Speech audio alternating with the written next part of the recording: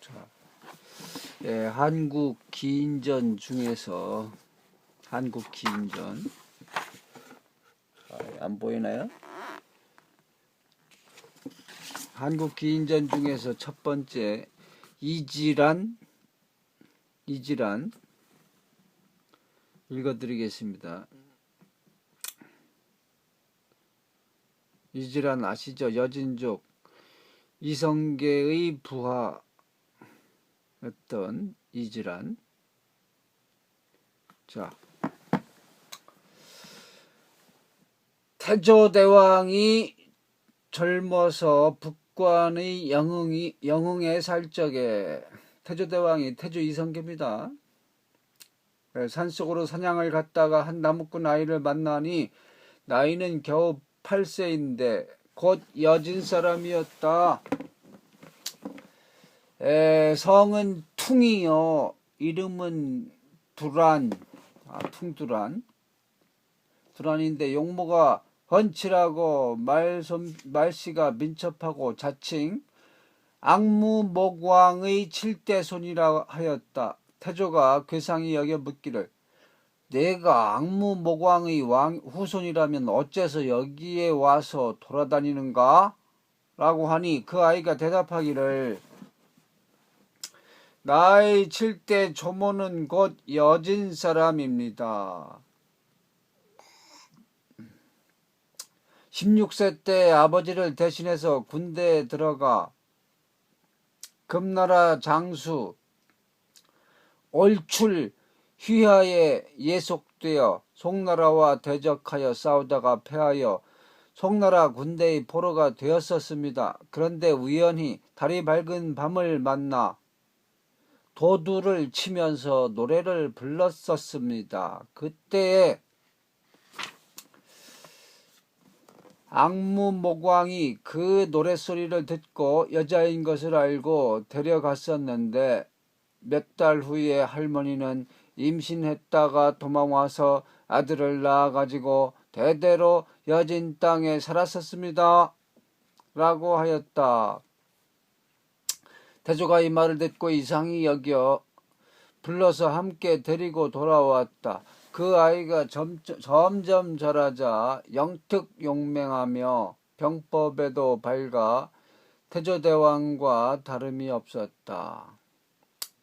태조가 그와 더불어 언젠가 무예를 비교한 일이 있었다. 한 시골 여인이 물동이를 이고 앞을 지나갈 때 태조가 먼저 화살을 쏘아 물동이에 구멍을 뚫고 물이 미쳐 나오기 전에 둥두란이 계속해서 화살에다가 밀을 붙여 쏘아 그 동이에 구멍을 막았다. 그의 재주가 모두 이와 같았다.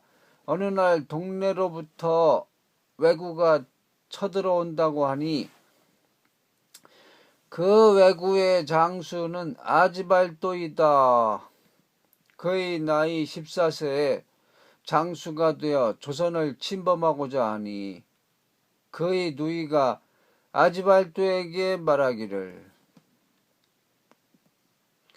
내가 15세가 되면 성공할 수 있으니 잠시 1년간만 기다리면 좋겠다.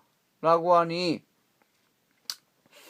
아지발도는 출정을 막음에 노해에서 곧 그 누이를 죽이고 군대를 거느려 바다를 건너왔다.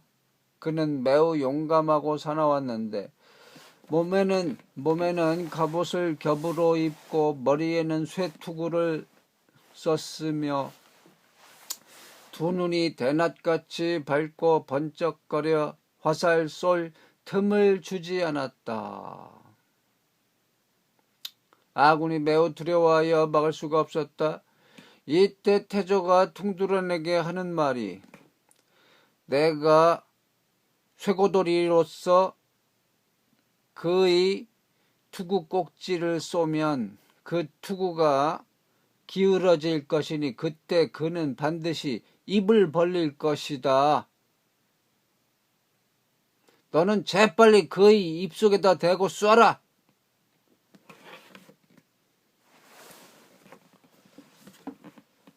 라고 하였다. 그리고 태조는 곧 아즈발도의 투구를 마치니 외장은 입을 벌렸다. 그때 퉁드란이 이어 쏘아서 죽였다.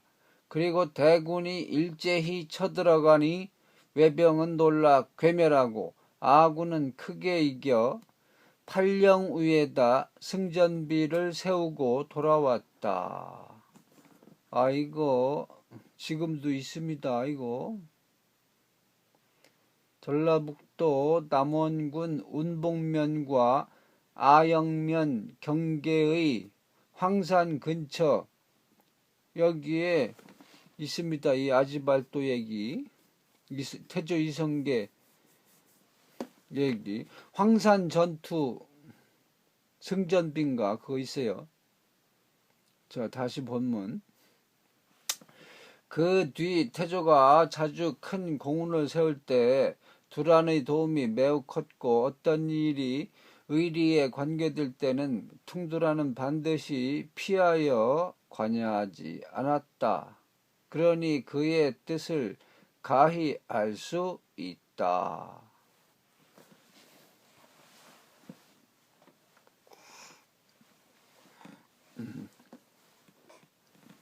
태조가 고려의 선위를 받아 즉위하고서 퉁두란에게 이시성을 하사하고 이름을 질안이라고 고치고 청해백에 봉했는데 일정한 거처가 없었다. 청해백 퉁두란이 머리를 깎고 중의 옷을 입고 북관으로 돌아갔는데 어디에서 일생을 마쳤는지는 알지 못한다.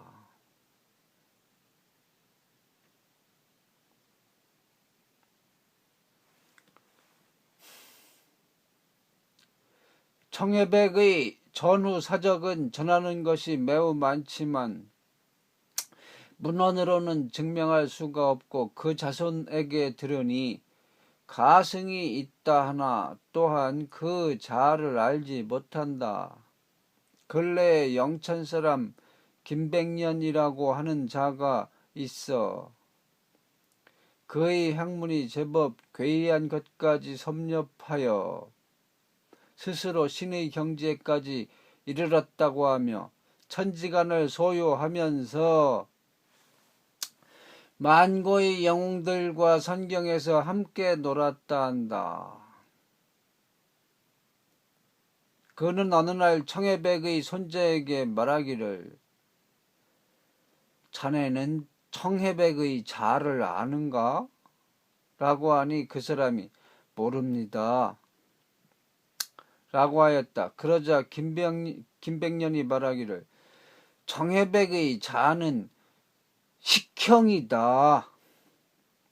라고 하니 그 사람이 묻기를 어떻게 알 수 있었소? 하자 김백년이 대답하였다. 전에 우연히 한 곳에 다다르니 명나라 태조고 황제와 고려 태조와 우리 태조께서 함께 노시는데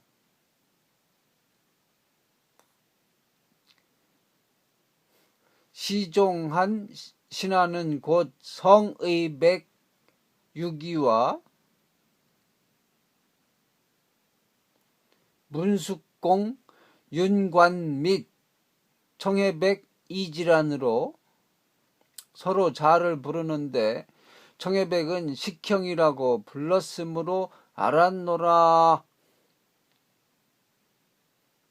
라고 하였다. 이에 그 사람이 웃고 믿지 않다가 후에 함흥가명에 가서 옛 문적을 열람해 보니 그 안에 청해백의 사적이 기록되어 있는데 이름은 질안, 자는 식형으로 되어 있었다. 이에 비로소 김백년의 말이 거짓이 아님을 믿게 되었다. 우리 태조가 영흥강 가에서 태어나 성장하자 환조의 관직을 승습하여 북도의 만호가 되었다. 어느 날 저녁 꿈에 모든 집의 닭들이 일시에 울고 모든 집에서 방아 찧는 소리가 한꺼번에 나는데 다 찌그러진 집 안에서 석가래 셋을 등에 진 꿈을 꾸었다. 마음속으로 이상히 여겨 그 고을에 해몽을 잘하는 늙은 할멈이 있다는 소리를 듣고 복채를 가지고 가서 물으니 그 늙은 할멈이 잠잠히 한참 있다가 하는 말이 이는 위대한 꿈입니다. 제가 감히 해몽할 수가 없습니다. 안변부 설봉산에 한 호승이 있는데 도명을 무학이라고 합니다.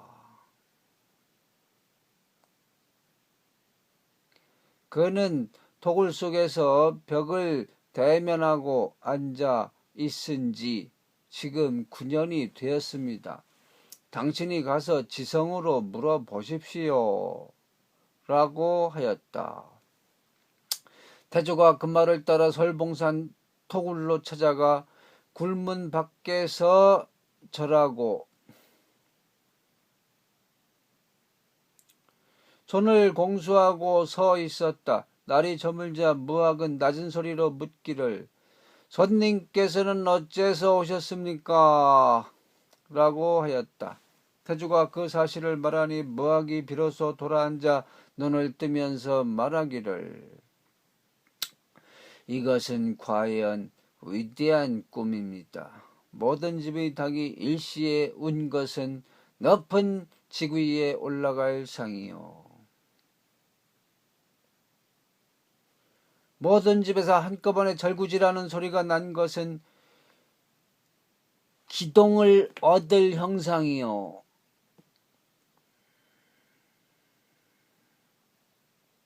기동? 귀자가 와서 다스렸다는 동쪽 나라, 곧 우리나라를 얻을 형상. 이 기동, 기자를 썼어요. 자, 너무 어려운 얘기인데. 허물어진 집 속에서 석가래 3개를 짊어진 것은 마침내 임금이 될 형상입니다. 장군에게는 이미 1000명을 받을 조짐이 있어 장차 모든 신령의 주인이 될 것입니다. 마땅히 이곳에다가 큰 절을 세워 천지신을 대접하십시오. 라고 했다. 태조가 이에 절을 세우는 주관자가 되어 재물을 모으고 힘을 모아 절을 크게 세우고 자주 수륙대제를 베풀었다. 이즈음 한 행인이 있어 북관을 지나다가 날이 저물어도 인가를 만나지 못하여 길가 무덤가에서 묵었다. 야밤에 모든 귀신들이 불러 말하기를 어째서 이성계가 올리는 제에 함께 가지 않으려 하는가 하니 무덤 속에서 대답하기를 마침 손님이 와서 묵고 있기 때문에 주인된 도리로 떼어놓고 갈 수가 없으니 그대들만 먼저 가는 것이 좋겠소 라고 하였다. 새벽이 되자 여러 귀신들이 모두 무덤 속으로 돌아왔다. 그때 묻기를 이번 잔치가 어떠했으며 존신께서 어떻게 처리하셨는가? 라고 물으니 모든 귀신들이 대답하기를 잔치가 매우 풍성해서 모든 신들이 기뻐하였고 존신께서 이성계를 왕으로 삼으라고 말씀하셨네 라고 하였다.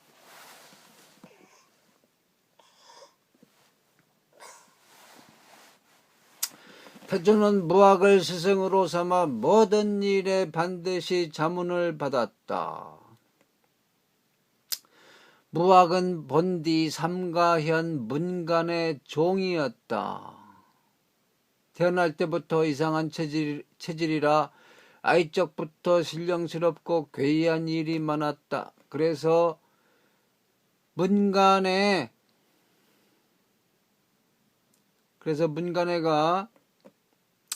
양민으로 풀어주어 제 맘대로 하게 하였다.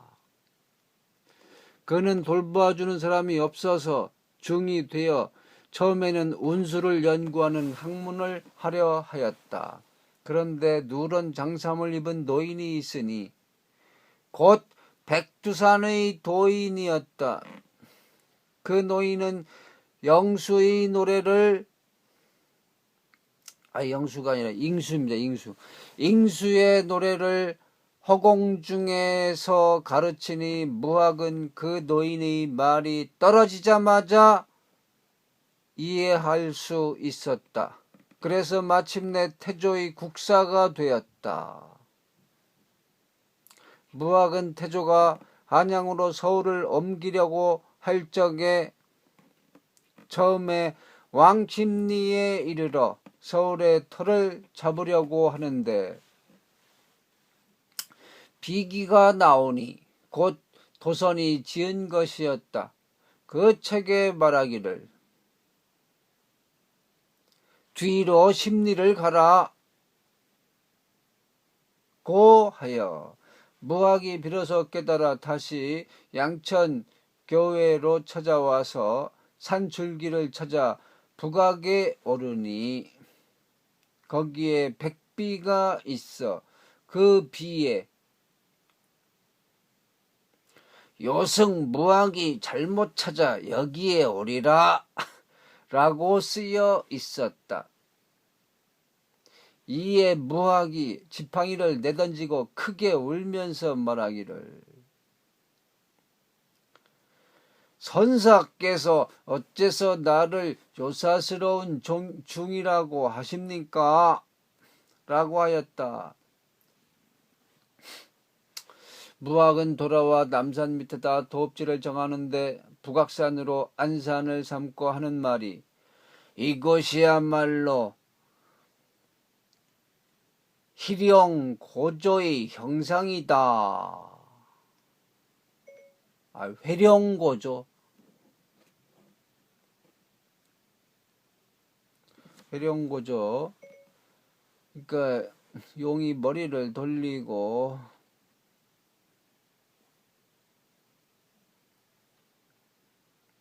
조상님들을 돌아볼상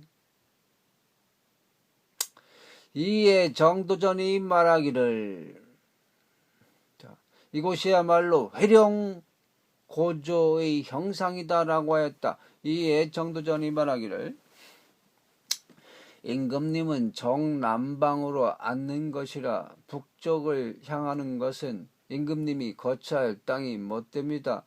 그리고 백악산은 불상과 같아서 전조는 요사스러운 중이 나라를 망쳤소. 그런데 지금 만약 이곳에다 도읍을 정하면 요사스러운 애군이 늘 궁중에서 떠나지 않을 것이니 이는 가묘에서 크게 꺼리는 것이요. 가묘란 풍수지리입니다. 라고 하자 무학은 당신 마음대로 도읍을 정하시오. 라고 하였다. 이에 정도전이 인왕산 밑에다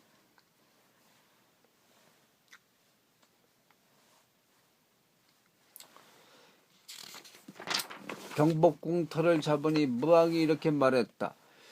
주객지세로 말하면 이곳이 좋을 것 같으나 청계산, 관악산으로 말하면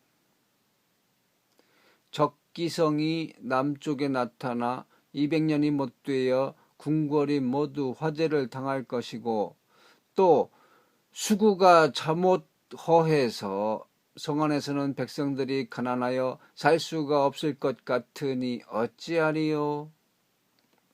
정도전이 대답하기를 화재는 곧 한때의 재앙이라 반드시 깊이 걱정할 것은 아니요.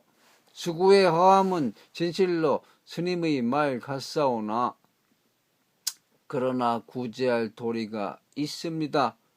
동서교외의 여러 산이 모두 한 조각의 황금 같기 때문이요. 성박 30리 안에는 사대부의 장례를 허락하지 않고 시민들만으로 하여금 장례 지내게 한다면 산신의 음덕으로 복을 받을 것이라 넉넉하오 라고 하였다. 무학이 비로소 깨닫고 도업을 정하는 일에 말이 막혔다. 태조대왕에게는 형님이 있는데 이름을 원계라고 했다. 영특하고 용감하기가 난형 난제였다. 어느 날 형제가 산속으로 사냥을 가다가 한 곳에 이르르니 백여리 사이에 짐승의 발자취라고는 하나도 없다. 마음속으로 이상히 여기면서 깊숙이 들어가 산허리를 보니 한 물건이 있어 반석 위에 드러누워 자고 있었다. 조금 더 가까이 가보니 호랑이도 아니요 곰도 아니요 독사도 아니요 뱀도 아닌 것이 그 길이는 한 길이 채 되지 못하는데 허리 길이도 그와 비슷하였다. 몸에는 비늘이 있었고 손바닥에서는 흑백으로 빛깔이 섞여 나타나니 가히 놀랄만했다. 형이 그것을 쏘고자 할 때에 태조대왕이 말리면서 이산 백리 안에 짐승이라고는 없으니 저것이 모두 잡아먹은 것이요. 저놈은 천하의 독한 동물이니 가벼이 죽일 수가 없어 라고 하였는데 형은 듣지 않고 강한 활로 쏘았다. 그 물체는 놀라 일어나 공중으로 날아 형에게 달려드니 아우가 손을 쓸 사이도 없이 형은 그것에게 물려 죽었다. 그리고 나서 곧 그 짐승은 보이지 않고 태조는 통곡하면서 돌아왔다. 이런 정말 알려지지 않은 얘기가 있었군요. 자, 한국 기인전 거기에 나오는 이야기 첫 번째 것을 읽어드렸는데 한국 기인전은 화헌파수록 거기에 실려있는 기인, 도인들, 명현들 얘기입니다. 자, 이상